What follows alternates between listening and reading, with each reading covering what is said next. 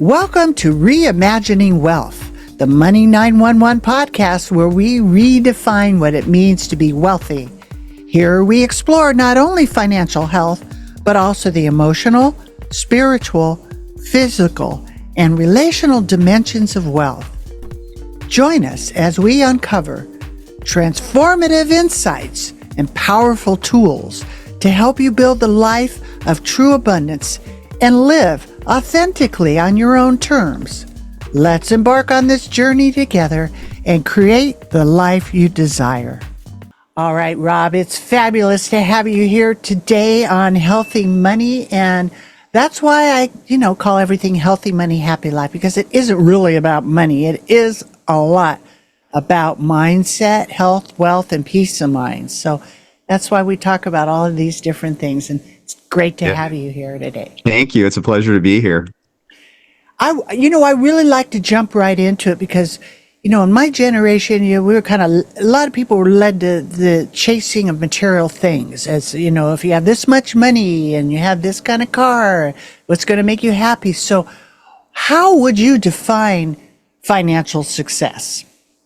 Yeah. So I think it's common, Chris, that we believe in our society that wealth is a one-size-fits-all model, but we're unique individuals. And, there's limitations to that traditional view of wealth. Wealth obviously correlates with money, but, there's so many different components to living a wealthy life. It's your state of mind. It's how you look at the world. It's living life on your terms. Because in my view, wealth is multidimensional. It's physical, it's spiritual, it's emotional. It's the relationships you have with loved ones and the experiences you have in life. And I think it's really important to maybe give an example of this. Let's start with person A. This person has $10 million, great job, but, is very stressed, no personal life, no connection to the community. Maybe they're not in good health. Is that person wealthy? And conversely, somebody else might earn a modest salary, $60,000, $70,000 a year. They have a real connection to nature. They like being outdoors. They're involved in their community. And is that person not wealthy? And so I think what we need to, when we look at wealth, we should look at, it's not so much about what you have, it's how you feel about what you have. Exactly. So you're wealthy if you feel abundant, even if you don't have tons of money in your bank account. Yeah, wealth is not money. Right, exactly. And as the years go on, I'll tell you, having the love is the money. And right, and that good it's the relationships, the experiences. Yeah, and I've learned that in my own life. That's part of the reason I started Authentic Wealth, because there was a portion with my authentic life where I hid behind money as a crux, something that would make me feel better. I thought if I earned more money, it would validate me or I'd be happier. And it was this hamster wheel that didn't lead me anywhere. And I was finding I wasn't happier. And there were so many other areas of my life I was, ignoring or putting to the side. And it wasn't until I started to look at my life in other components, how I was taking care of my body, my spirituality, and I started to grow in those ways that I started to become, I'd say, a more well-rounded person. I started to have a different view of what wealth is. Yeah, it seems so obvious, but it's not, because that's how we were programmed. Just like in the money world, you go to school, you learn how to make money, and you get out of school, what do? Go make money and give it to somebody else to gamble.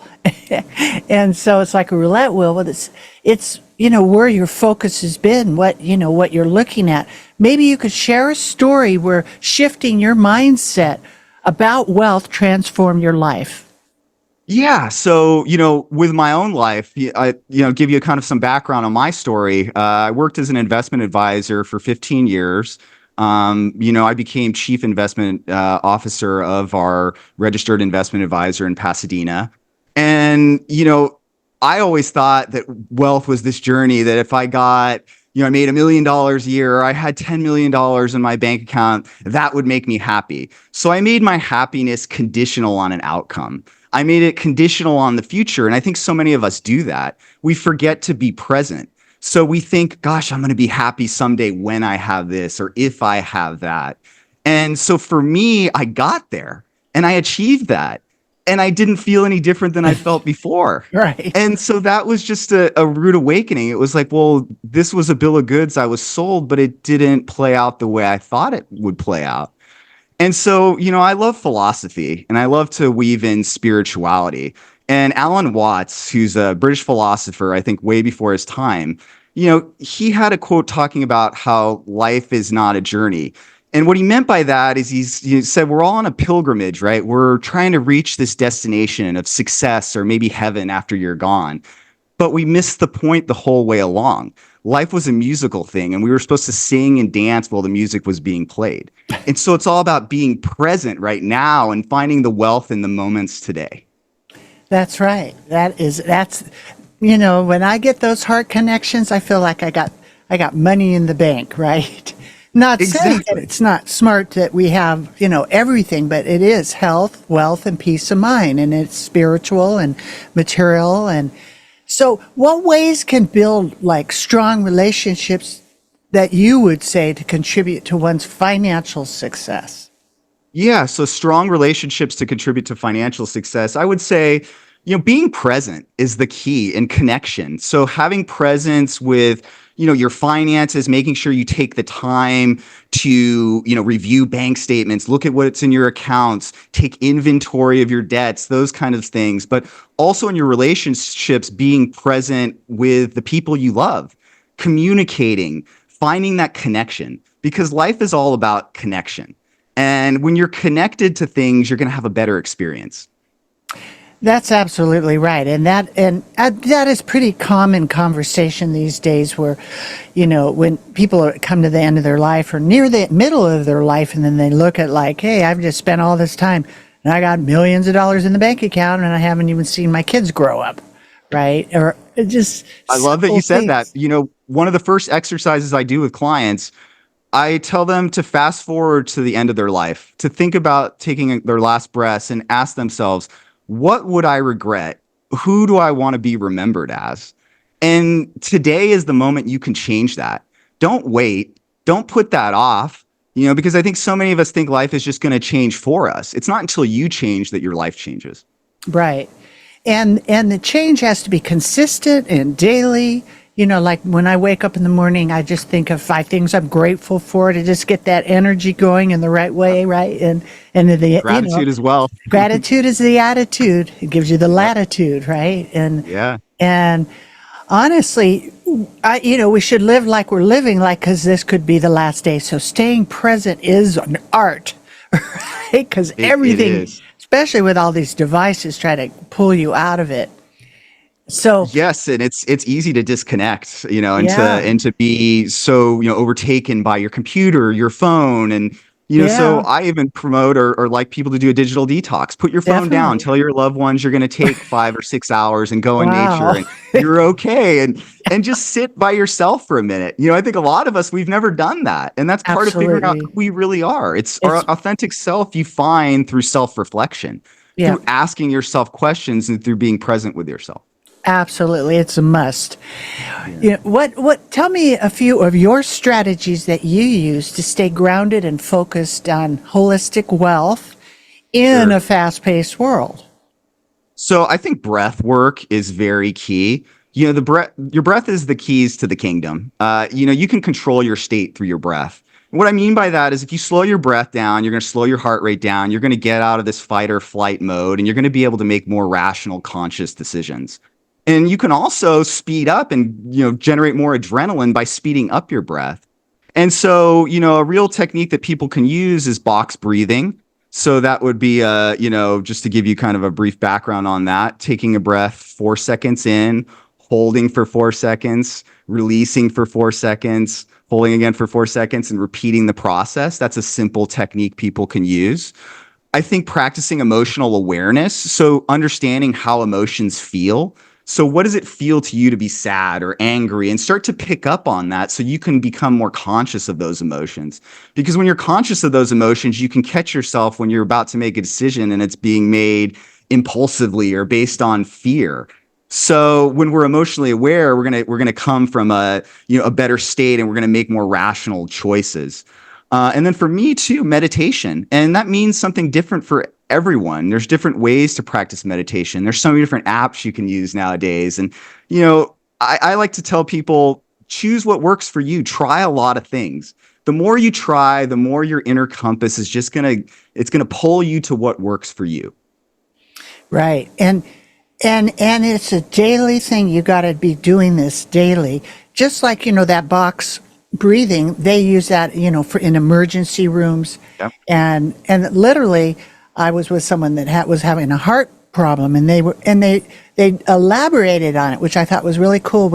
If you let it out longer, exhale longer, that will relax you and slow you down. If you breathe in faster, then that speeds the heart up. This person was, had a heart situation. So they were showing them, the doctor was teaching them how to do that kind of breathing, which is very cool. We don't come with a user's manual. I mean, I wish we did. I wish we came with a guide that told us how we operate, but you kind of learn these things over time. You got to go in faith, and it's schoolroom earth, and I think the agenda is love. And that's really the bottom line, because when you get out of here, you're not taking it with you. You've got how much you loved, and what stopped you from loving. That's just the older you get, the stronger that gets too. It's kind of neat in a way. It is. And I wanted to touch on something you just brought up too about habits, and I think that's so important. You bring up a really good point about creating habits and how that takes daily repetition. And not only does that translate to your life, but that translates financially too. So doing the small things, I think so many of us, when it comes to our finances, we think of investing as gambling or hitting a home run or making a lot of money overnight. And we forget that, most wealth is built through doing the small things, through being fundamentally sound, doing them over and over again for decades, and eventually getting to where we want to be. Right. Exactly. So how can one protect, right, and nurture their wealth across all areas of life during these challenging times? It's a very good question. I think it starts with living intentionally, understanding what your goals and objectives are, what your why is. Because when it comes to investing and saving, you really have to understand where you're going and why you're going there. I think a lot of us, we're kind of on a random walk. We don't know how much we're saving. We don't know how much we're spending. We're not really sure what we're trying to create. And there's an analogy I like to use when it comes to goal setting. It's like, if you don't have goals, it's like being, in the ocean and sailing without a destination. If you don't know where you're going, how are you going to get there?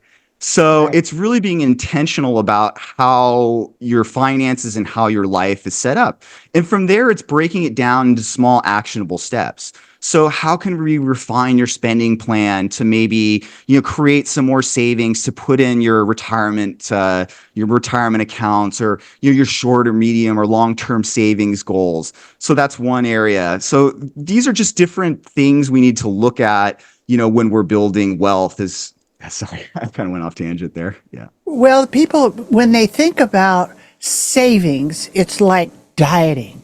And so we have a behavioral health program with money called Shift Your Life Group Coaching. And a lot of what we talk about inside of that thing is the, the mindset and all of that. But you really can't change it by, affirming, and, it has to be like, comprehensive, holistic, or whatever word you want to do it. So you change that's what it's like. You change energy, like instead of, saving 10% of your money, and it's like, you overlay. This is what we did. We overlay something that maybe you really wanted, a big old Starbucks with frothy, not good for you sugar or something. And you imagine something, then you take that feeling, or maybe it's just smelling a flower, whatever it is, right? You take that feeling, then you overlay it on your bank account. And then you create what I call a DNT account, do not touch, right? Yeah. And you start, and then you put the money in there, and you're imagining that good feeling. So it changes your brain. The synopsis is connect with, oh, that's a good feeling to save, instead of like, it's dieting, I'm starving, right? Yeah. And it starts with that awareness. It starts with understanding what's happening, because then you feel more in control. And I think so many of us feel out of control with money because we don't really have a good grasp of what's happening. And I think we think very limited around money. We think about, what's happened in the past or what's happening right now. And we don't think about all the abundance and, opportunities available to us. And I like to say money's a creative energy. So it's attracted to creative flow. So think of the wealthiest people in the world. They're some of the most innovative, creative thinkers. So, what I'd love to challenge listeners to do is to think about your unique gifts, your passions, what you can do in the world, whether that's maybe starting a side hustle or, how you could advance at your job, but start to think bigger than you've thought before. Because I think if you start thinking or you keep thinking limited, you're going to keep creating that in your life. Right. And what we are reimagining wealth, true wealth, Yes. right? Yep. So what advice would you give someone that's struggling to align their financial goals with their life purpose? Yeah. So I think living authentically, I'd love to give 4 tips to live more authentically. We talked a little bit about taking time for self-reflection. I think that's just so important. Understanding who you are, what you want. So that's a real big one. Number 2, trying new things. I think so many of us are in our comfort zone. We do the same things over and over again in our lives, and we expect a different outcome. 3, use your intuition. We all have this inner compass, this gut feeling. If you ever just walked into a room and felt magnetized or drawn to somebody, or walked into a house and you felt that the energy was just great, it's your intuition at work. And I think, a lot of us index on our rational mind. We rationalize everything too much. And so instead of giving ourselves a chance to go with some of our gut feeling, we're in analysis paralysis. And I think another thing is be open to change.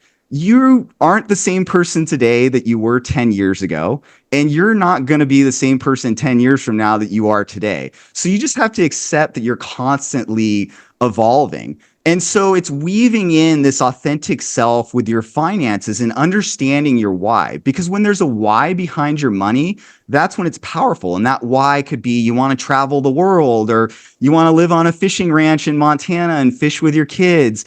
And that's what gives money a purpose. Because, a number in your bank account is meaningless without a purpose. If you have $10 million, but you have no hobbies and you don't have anything you enjoy doing with it, is it really add a lot of value? I'd argue not. Right. Well, money's just energy. And really, all it's really useful is creating memories, right? And Yes. that's the good feelings that we have with our family or friends or, all of it. Then that's exactly what we're doing. So, well, Exactly. Rob, it's great to talk to you. Maybe tell everybody how they can get in contact with you to talk to you.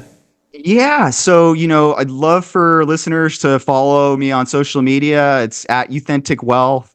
Visit my website, which is authenticwealth.com.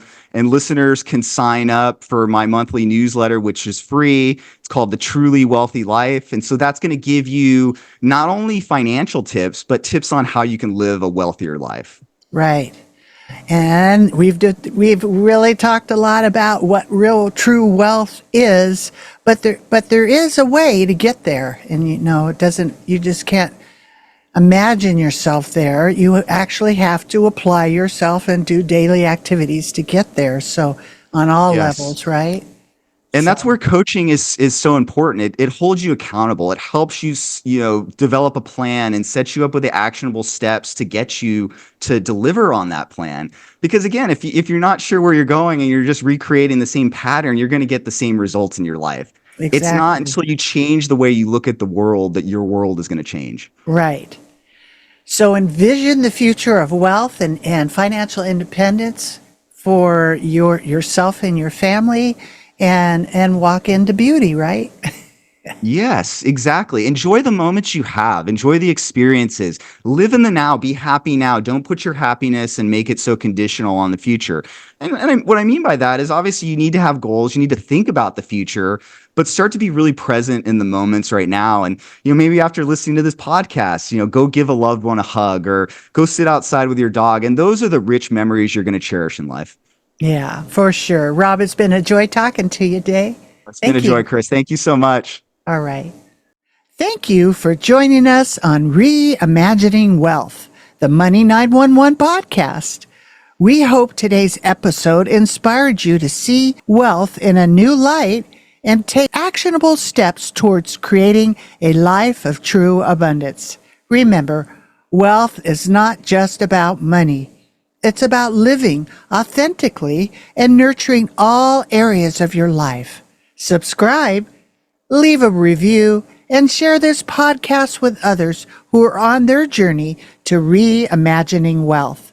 Until next time, embrace the multi-dimensional aspects of wealth and live your best life. There's so much to learn about healthy money. I hope today's discussion brings you one step closer to securing and protecting your future. So you can get started on the right foot, go to meetwithchrismiller.com and schedule your free financial fitness strategy session.